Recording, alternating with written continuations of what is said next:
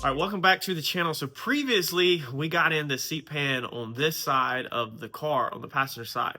Now we have a lot more work that we need to do to the passenger side. However, we kind of need to catch the driver's side up so we can stay symmetrical. That's the biggest part to when you're working on a car, is you have always the passenger side and then the driver's side. And I feel like if you spend too much time on one side before catching the other side up, you're probably going to forget your measurements, or you're probably going to forget how you do it. Sometimes in working on cars, you need to cut things the exact same way you did in an exact same order to get the exact same results. If you try to improve on the way you did it, then sometimes your other side can be better than your first side. That might not be a problem in a lot of situations, but there's going to be some situations where if you improve one side over the other, it's now not going to be symmetrical. And we don't want that. We'd like to improve the whole operation, but we don't want the left or the right side looking better than vice versa, if that makes sense. So we cut all of this out, got everything fitted up. We come in here and we test fitted in our tire. And then we kind of quit on it because I wanted to sleep on these cuts. Now, truth be told, I didn't really sleep on these cuts. I didn't think about them all week, actually, between editing YouTube and just spending time with family. I haven't really thought about the car much at all. I kind of closed the door down here and just let it be. But I do know what I did before I stopped last week is I went ahead and traced out with tape my exact cut. Now, why I did that was because I used this last week, and I went like that with the marker down it to know my cut. And what I was scared of is if I didn't go ahead and mark this one out, is maybe I'd come down here during a week for something, needing this for a 2x4 or whatever, grab it, change the setting, and then week 2, we come out here and go to mark it, and now we don't have the same distance because I literally just made this up. I didn't write down a measurement or nothing. So it's very important sometimes to go ahead and make sure your left and right is correct. You don't want to come back to it months later or weeks later, and then you kind of forget how you made the cut. So I'd like to go ahead and cut that one and kind of catch it up to about the same point, and then take this one back out, cut that piece in there, get that side set in there. And once these are both set, then we can start hopefully building our inner structure around our tire. I'm not 100% sure at what point I want to weld this in. I'm still afraid that I need to take it back out and do some work to it, but we definitely want to start building that inner point. We're starting to develop some flash rust on this, so if we look like right there, you can see the flash rust that is kind of forming on everything, which is weird how it's forming on that line. So we do want to get this stuff kind of caught up and done so that hopefully we can get some kind of protective coating over this stuff eventually. We're trying to get the interior done so that it is ready to go to upholstery come the end of the summer. That is what we're kind of working towards now before we move forward anymore with the front end or the frame or anything like that. Is we kind of want the interior done.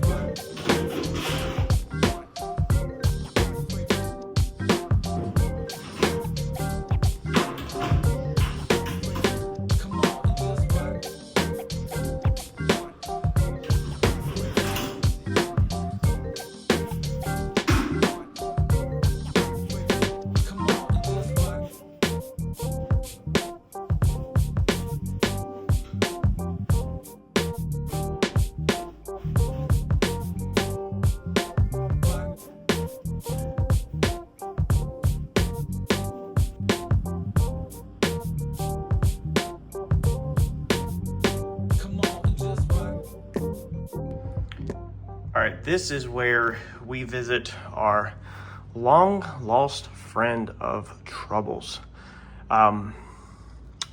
This is where everything went south for us in the past. So we've got everything cut this time where we are clear of the tire, as you can see, but this is where our bolt up issue occurs on this. So this is where the cut back factory seat pivot bracket is, and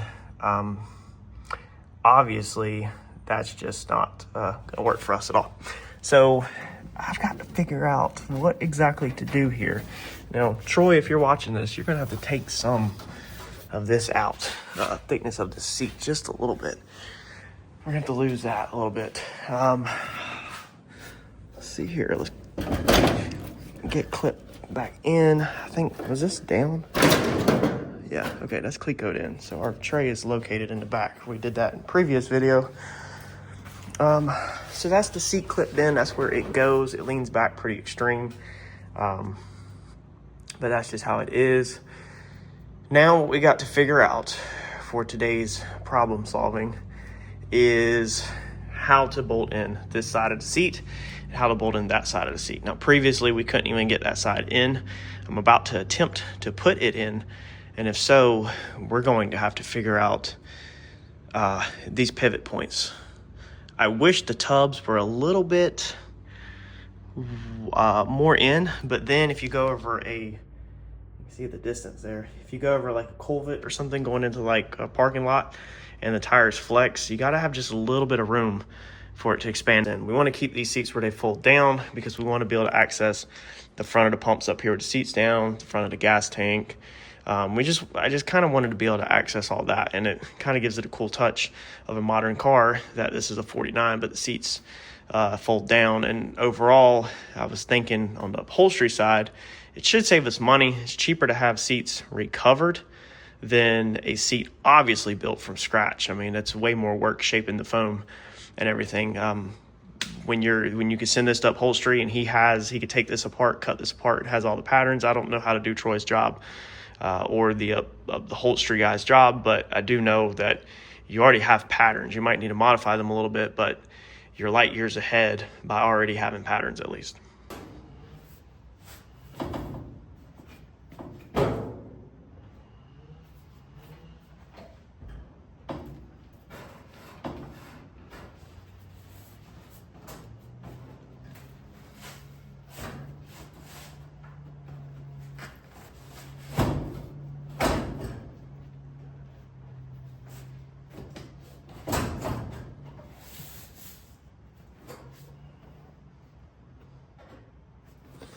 So the only solution that I can think of is to cut this bracket. Now this thing, if you followed along the whole build, used to be way out here with a bolt hole. And that's what bolted the back seats in. And then you had another piece, like a shoulder bolster piece that clipped into place. So to get the back seats out, you'd have to unclip that bolster piece, which is common in most modern cars. And then there's a bolt back there. But being our tubs is literally right here. And we're gonna have to do some kind of really strong fabric, for this side, and probably glue some kind of good fabric to the side of the tub right there.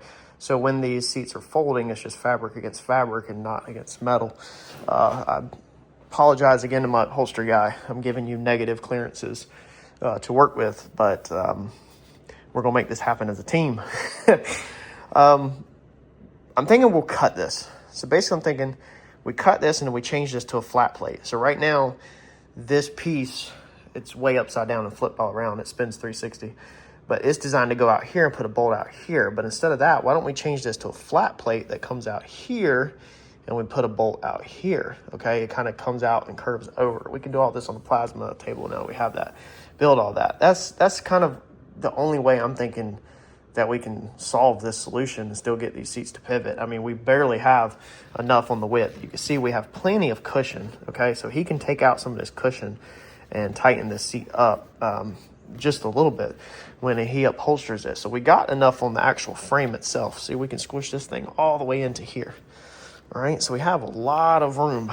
That would just be my amazing upholstery guys. Troy's Upholstery and Fab in Wilmington, North Carolina. to kind of chop some fatness out of this side. We just have to build the tab, okay, for right now. So I'm thinking we cut this straight and then change to a flat plate and then bolt out there. Let's knock this off, put it in the car, build a cardboard template to get us out. I think that's going to be step one. Get that TIG welded on. This is another example where I was complaining about the TIG in the past. This is where you can't MIG. You'd have to TIG this because it's catch the freaking seat on fire with MIG.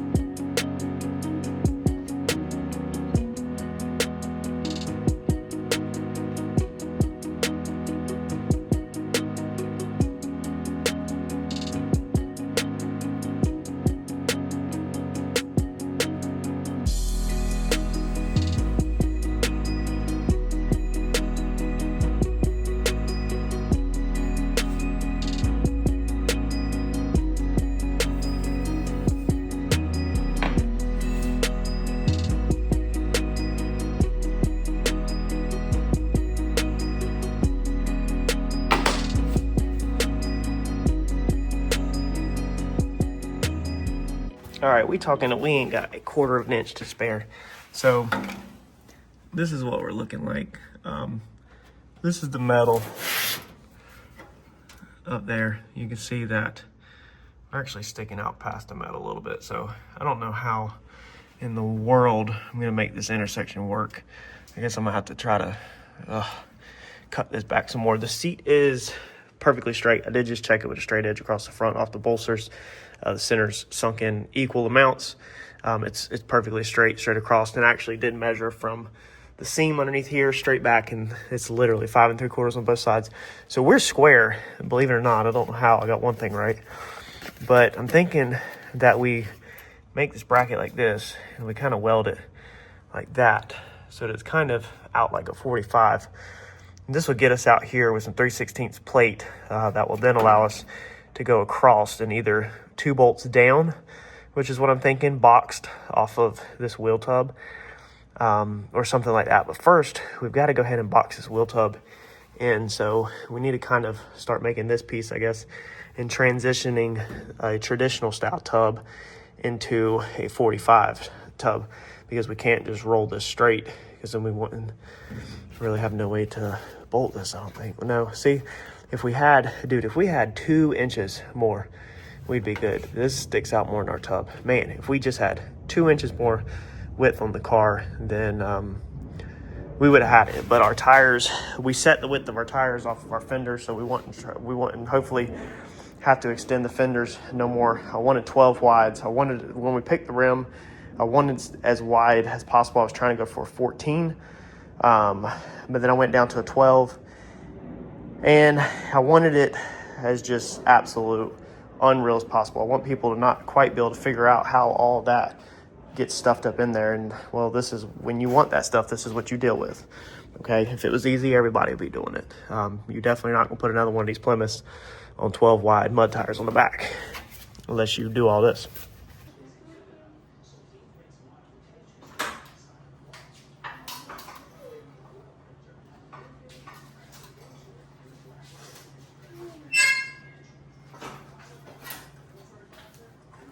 And then what makes music on?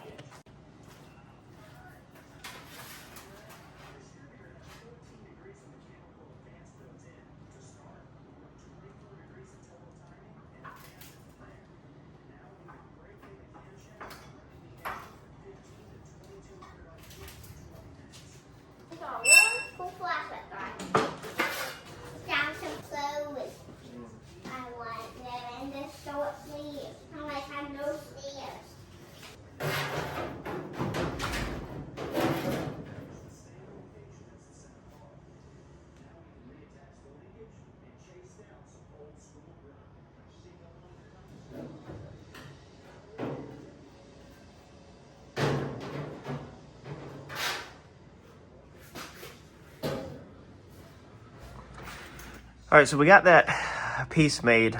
Kind of figuring this out as I go. I've got the seat ratchet strapped so we can kind of see better what we're working with. There's the little black bracket that's cut. So here's what we're currently thinking. Looks like it needs a little bit more trimming back. It's getting very small. And it actually does come out with a C-clip. So basically build a bracket, something like that. It goes up in there like that, breaks like that, and then we could put some bolts straight down through there once we go over. That's what I'm thinking right now. And then basically it will bolt in up here, 2 bolts down through the side of the wheel tub, and then that will still allow the seat to go forward.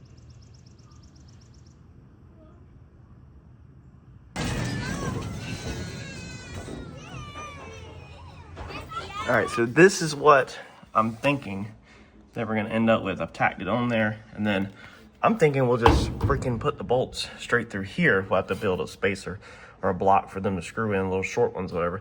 I'm thinking that's gonna be the freaking easiest and super simple. 2 bolts in there so it can't pivot, and we'll be solid. So I think I'm gonna pull this seat back out.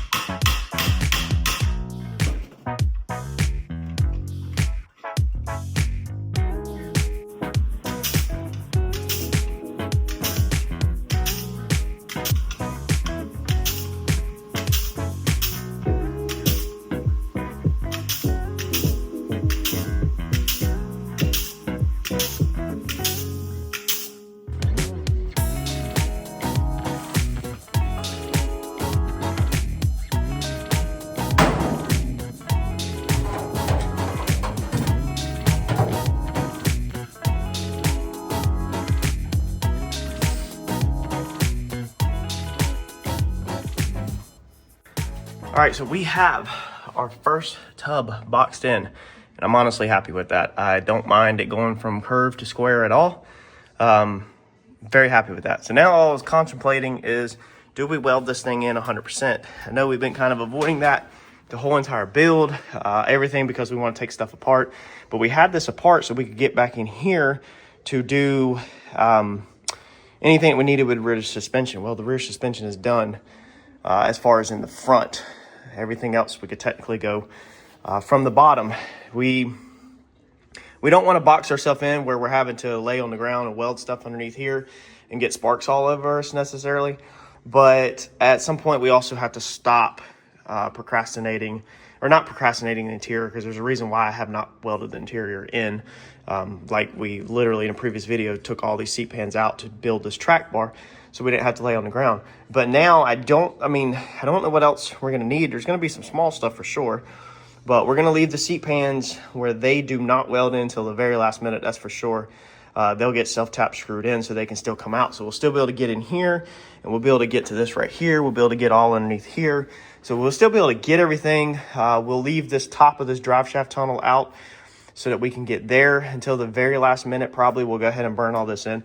But I think we're gonna go ahead and get this thing welded up. I think that's the move. We got to get this done. So save the templates on this piece right here and this piece.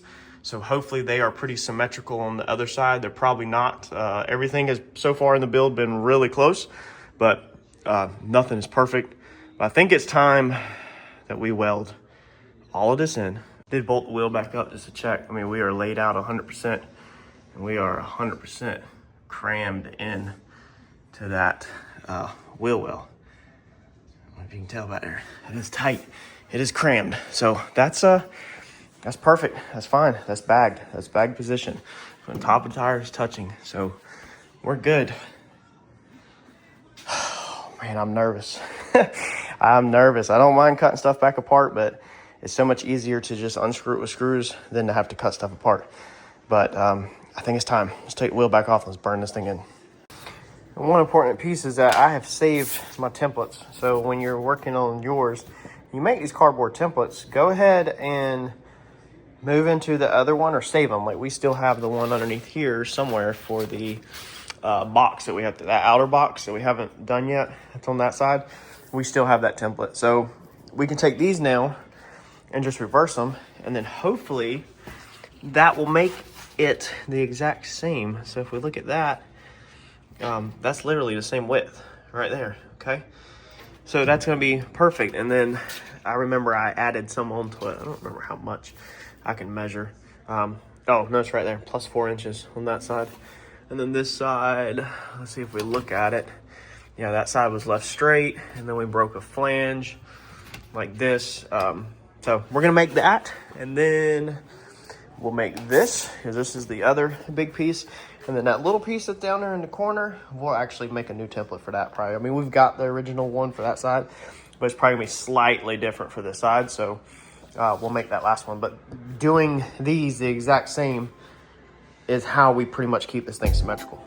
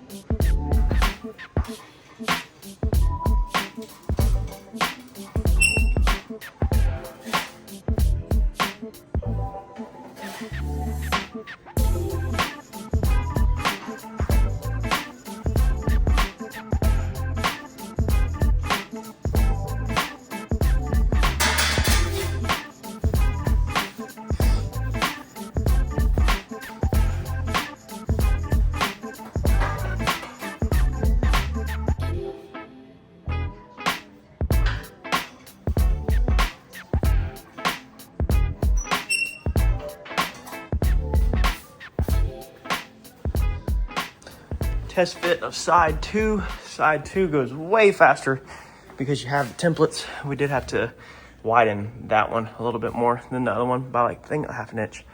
But that's just tacked in. Didn't even use screws on that one because I was pretty freaking confident. So now we can take the wheel back off and rock and roll. 1, 2, 3, 4.